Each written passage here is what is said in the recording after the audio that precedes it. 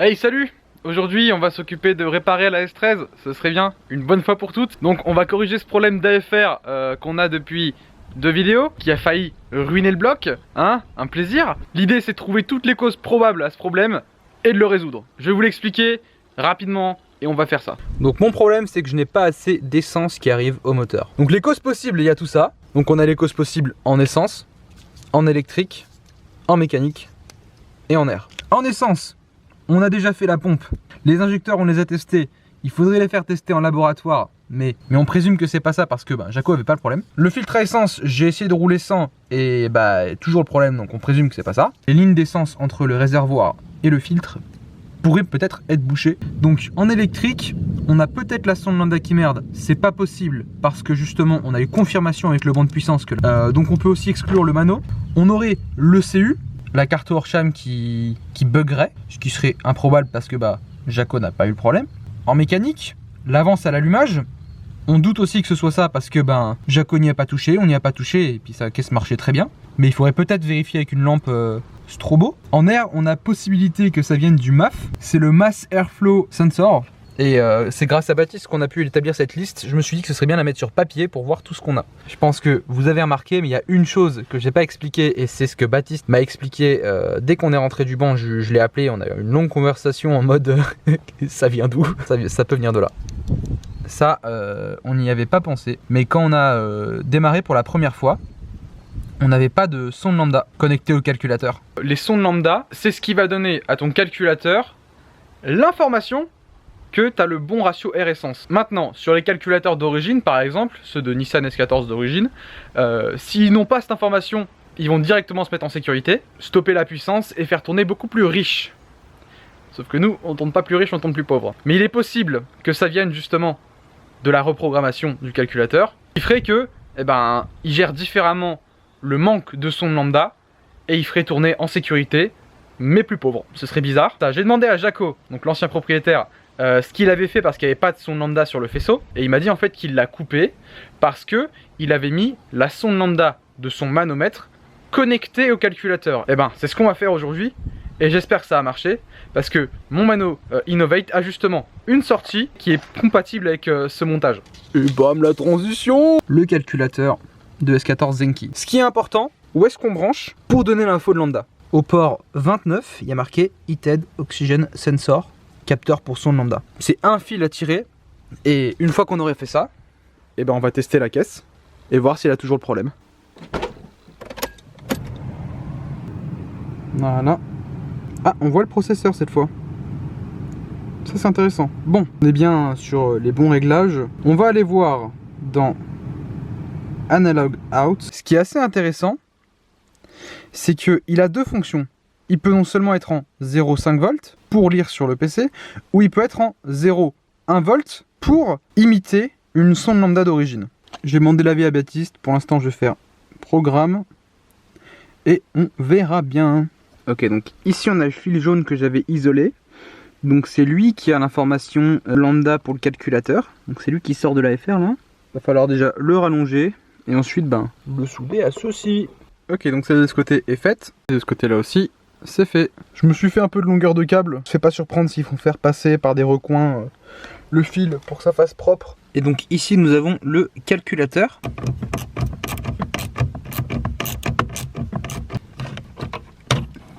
Ce qui nous intéresse donc, c'est sur cette prise.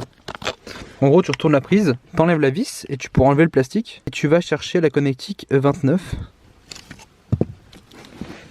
On a tout le bordel. Oui, un plaisir. Alors, j'ai fait un petit check-up des fils. Le 29, normalement, c'est celui-là. Juste là. C'est un blanc et il est à la jonction ici. Tu as des détrompeurs derrière pour savoir quel est ton type de CU et où est ton câble. Et en fait, je me base par rapport à ça. Oui, il y a 3 pins là, 3 pins là, 3 pins là et 4 pins là. Ça correspond à ici. 4, 3, 3, 3 juste à l'envers. En gros, nous, on est là. Le 29 est ici. Si j'arrive à bien le voir. Mais en gros, ouais, c'est un des blancs. Et je vais le suivre et voir où est-ce qu'il va. J'ai fait un petit call avec Baptiste là, histoire d'être sûr de ce que je fais.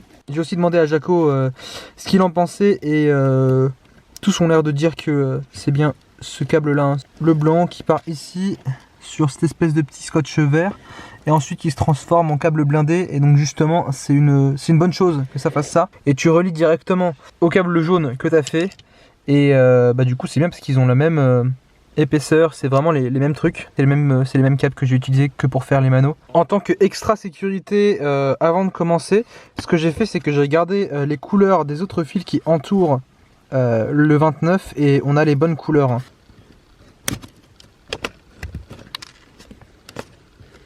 Là je suis en train de tresser ensemble les fils pour qu'ils soient bien connectés et ensuite je vais les souder.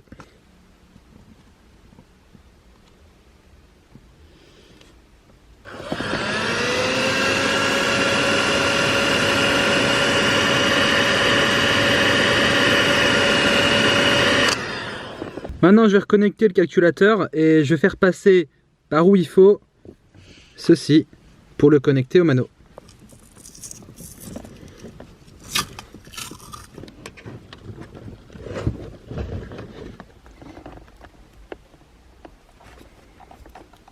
Donc là du coup en théorie on est connecté, mais Baptiste m'a dit un truc, va falloir que je raille sur le logiciel pour ajuster un petit truc par rapport à l'AFR.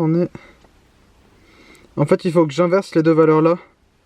Il faut que je mette 1 volt quand la voiture tourne riche et 0 volt quand elle tourne pauvre. Oui, Baptiste m'a dit que c'était bon. Et puis il m'a dit essaye de démarrer. Donc c'est ce qu'on va faire. J'y crois un petit peu quand même. Franchement j'y crois un petit peu. Bon, et let's go. J'ai vérifié s'il n'y avait pas de dépression ou quoi que ce soit, ou de trucs mal branchés.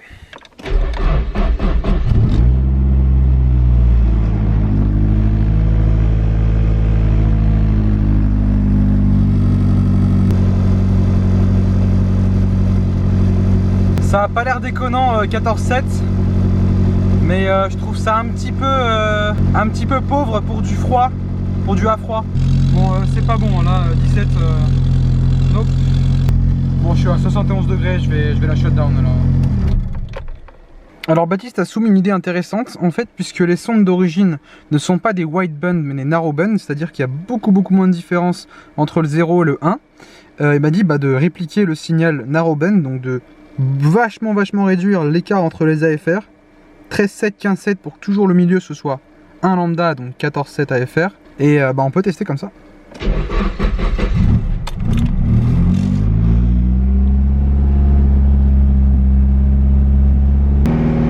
Je sais pas ce qui fait qu'elle monte aussi haut au ralenti. Oh, ça c'est pas trop mal, puisqu'on est quasiment à chaud.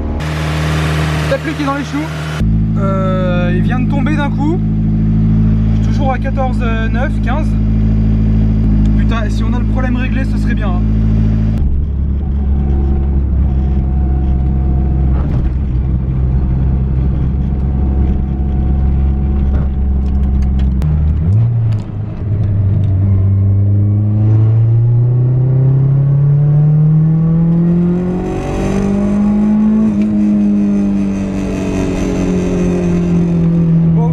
Alors, j'ai mis encore plus narrowband, selon Baptiste, 14,07 à 15,08, apparemment c'est les vraies valeurs.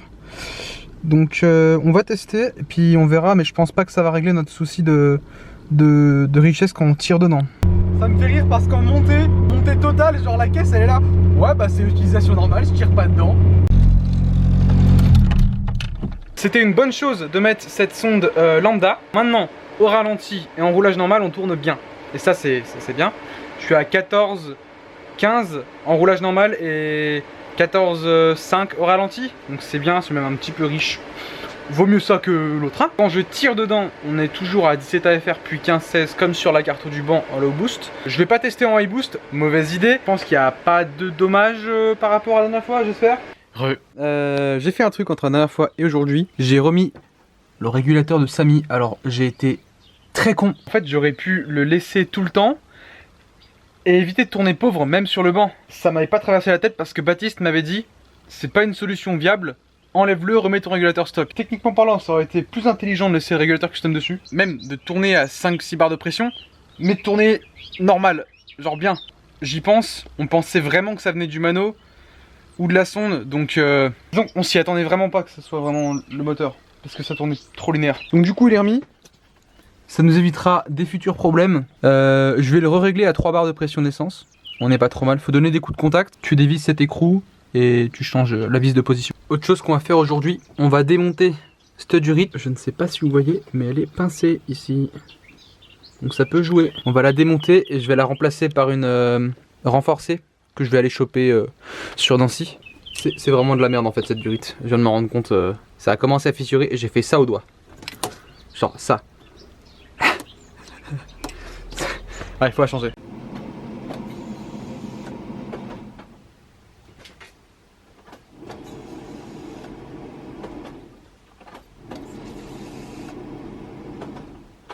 Bonjour.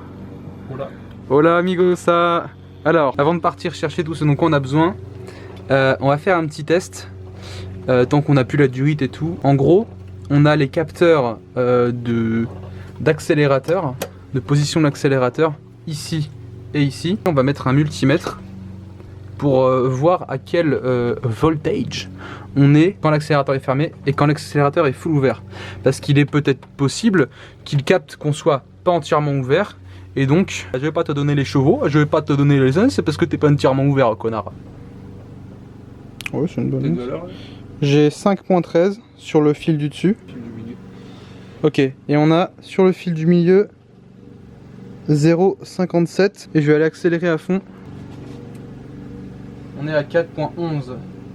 4.11, 0,57. Bon, de retour. J'ai acheté deux durites, une en 13, une en 16, pour remplacer celle qui a cassé. Et celles-ci, elles sont plutôt correctes en termes de flex armé, tout ça. On va d'abord essayer de fit la 13. À mon avis, ça va être dur, mais on va essayer. Tu voudras regarder le MAF aujourd'hui ou quoi? Ouais.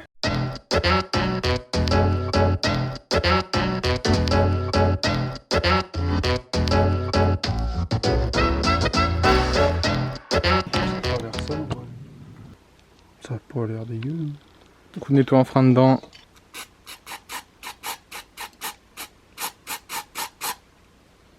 Bah écoute, on laisse sécher et puis on met.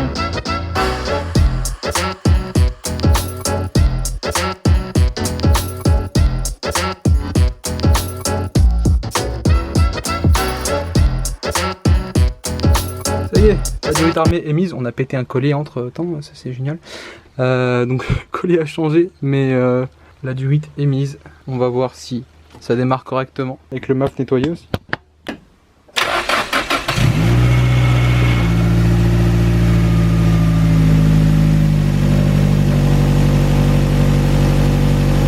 Sur l'eau boost.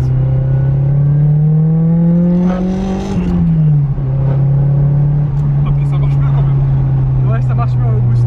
Et je sais pas si vous avez vu, mais on tourne genre 4 fois moins pauvre pour un putain de nettoyage de MAF. Genre nique ta mère. Ça sert. Hein, parce qu'on cherche les injecteurs, on cherche tout, faut que ce soit un nettoyage de MAF. Genre vraiment. C'est quand je te dis que c'est de la marabouterie.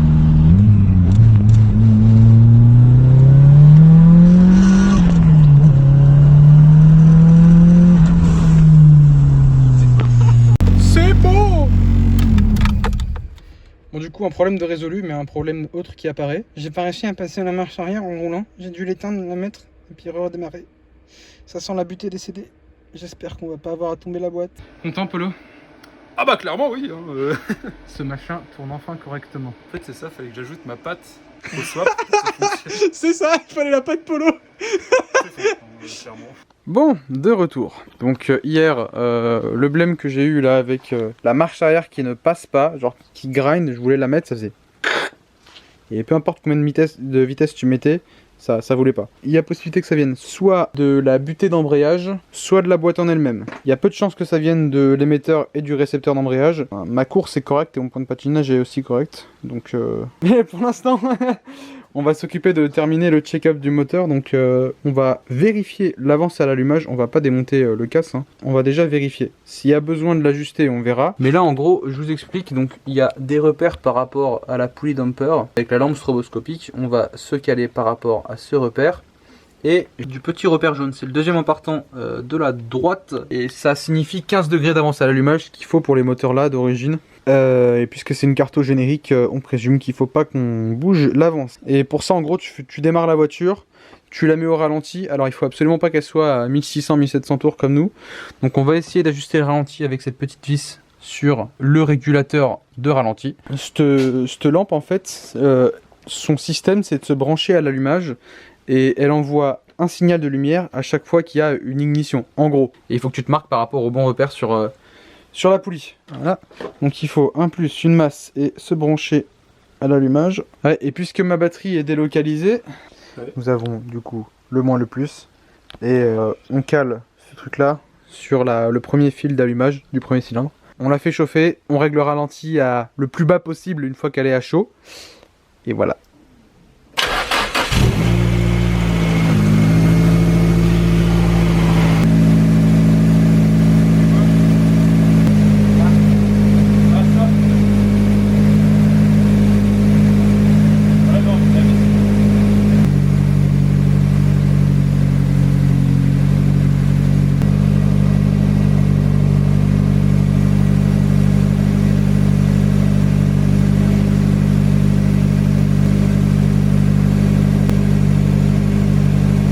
Flashé par là.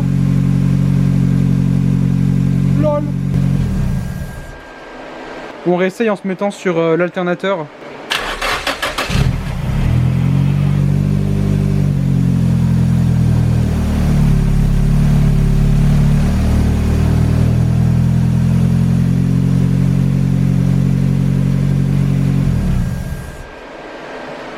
Bon, bah c'est génial, on n'a pas réussi. La lampe n'a pas flashé, peu importe en branchant sur la batterie, sur l'alternateur. On a réussi à jouer un petit peu pour faire descendre le ralenti à 1000 tours parce qu'il ne veut pas s'ajuster avec la vis de réglage de ralenti. On présume du coup que ça viendrait du capteur position de papillon. On a regardé là. Mal réglé. Ouais, fermé parce que ouvert il a l'air d'être bien réglé. T'es censé être à 0.45 volts fermé et on est à 0.57. Sauf que un pote m'a dit touche pas à ça petit con pour les capteurs papillons. Donc on va pas y toucher, tant pis on n'aura pas le test à la lampe strobo pour l'instant. Et il va falloir qu'on s'occupe de la boîte, parce qu'on viendrait essayer de passer la vitesse, ça va pas, hein, toujours pas. Là du coup on peut plus passer la marche arrière. Oui, et regardez-moi ça, c'est magnifique. Ah, en gros la marche arrière elle grind et on sait pas pourquoi. Enfin, on sait pas exactement pourquoi. On pense que c'est la butée. C'est un plaisir. Allez. Et genre, quand je presse l'embrayage. Et donc du coup là, pour se mettre en marche arrière, faut que je fasse ça. Ok. Ensuite tu mets la marche arrière. Et ensuite tu redémarres. Ah. Calme-toi. Putain, c'est quoi ce ralenti abusé? Il nous le refait là. Casse-couille.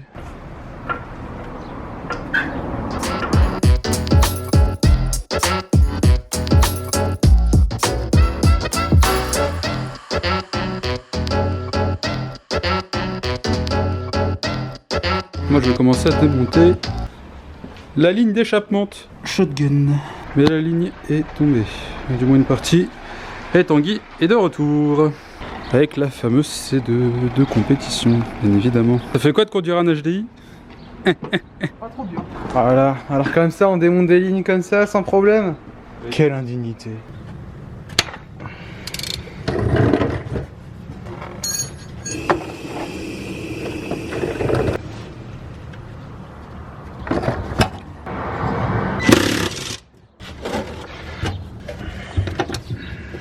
Voilà, maintenant on tire. Attention, ça va couler. Ah non. D'accord. C'est payé, faut pas payer la vie. Non, non, ça fait un mois. Baptiste. Ah, coupe le serrage, coupe. Je veux. C'est mes bras. Wow. Tu veux impliquer? Ouais, Los Clicos. Los Clicos Hermanos. Los Clicos Hermanos. C'est les frères Clicos. Tant que t'appuies pas sur la pédale, ça saute pas. Bon, tout ça est démonté. La bague en laiton est toujours en parfait état. Vas-y, c'est bon.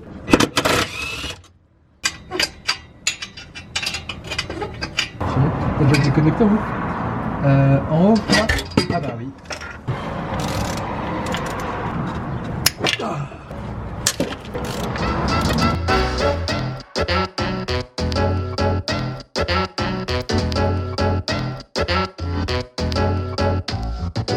Bon, faut qu'on s'arrête là aujourd'hui, donc on reprend ça dans quelques jours. Ah, les galères d'un swap, voir ce qui va pas. Rebonjour. Bon, du coup, avant d'essayer de démonter la boîte et de changer la butée, entre les deux fois, la dernière fois et maintenant, j'ai eu l'occasion de parler à plusieurs personnes, dont Séverin, qui est calé en SR20, il a un SR20 forgé de 400 et quelques chevaux, et il m'a expliqué qu'il connaît en théorie le problème et que ça pourrait ne pas venir de la boîte, mais d'un truc beaucoup plus con, de ça. Ça c'est le shifter d'origine, ok?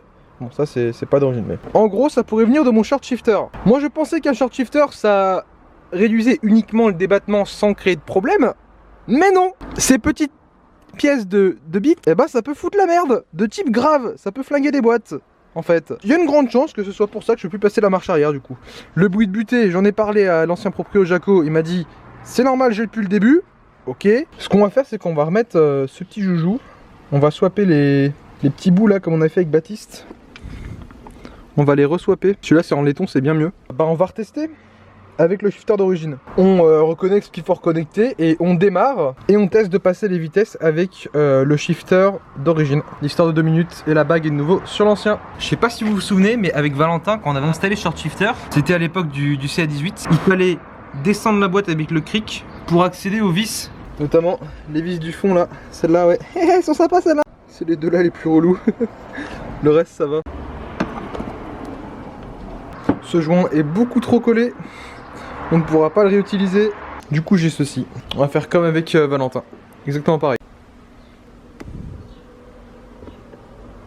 Et bonjour. Du coup avant de remettre ce machin, faut remettre les vis de boîte.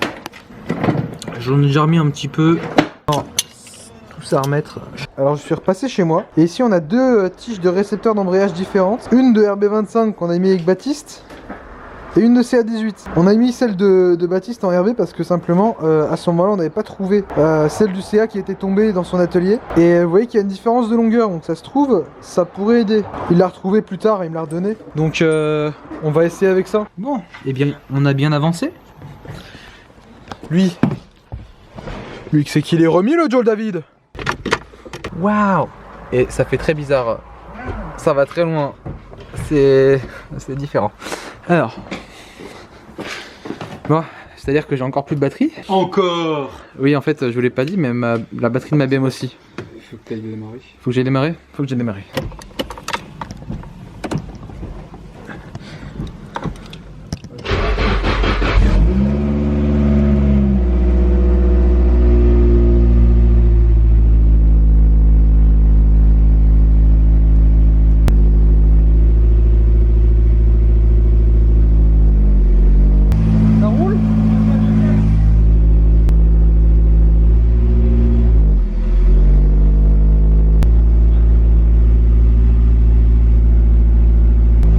Ça marche! Putain, on est des connards! Putain. Juste à cause d'une tige et d'un shifter. D'une tige, d'un shifter. Ah, voilà. putain. Bon, au moins, ouais. Problème réglé, même si on s'est fait chier à commencer à enlever la boîte. On s'est arrêté à temps et on a vu au plus simple. Merci beaucoup, c'est vrai. Maintenant, il faut régler le problème de richesse. On est de nouveau à 17. Ça pue! Mais alors, ça pue! Bah oui, déjà le MAF. Peut-être essayer de le nettoyer avec de l'acétone là. Prendre une petite tige de coton et bah c'est ce que m'a dit Baptiste. Bah si ça finit le MAF, ça finit le MAF. Mais de toute façon là. Ouais, ça va. Yeah. Ah, ça fait du bien de rerouler. Les deux réunis. Ouais. Putain, ça m'avait manqué de fou. Comment elle est agressive.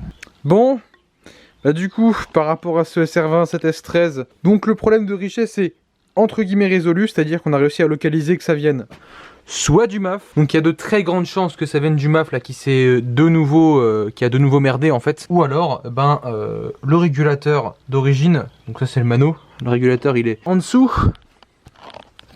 Il est là, donc ce régulateur, il y a peut-être moyen que ce soit ça qui merde. Peut-être que, puisqu'on l'a acheté avec Baptiste sur eBay, que ce soit une contrefaçon, soit je sais pas, une mauvaise série, une malchance, et puis il délivrerait pas la bonne pression. Il y a de très grandes chances que ce soit le MAF. Maintenant, pour le ralenti qui fout la merde, ici, j'ai regardé ici, on n'a aucune fuite d'air. En ce qui concerne tout ça, le boost controller, etc. là, on n'a aucune fuite d'air. Tout est connecté correctement pour le boost controller. Donc il y a de grandes possibilités, j'en ai parlé avec Mike, que ce soit mon régulateur de ralenti qui soit HS.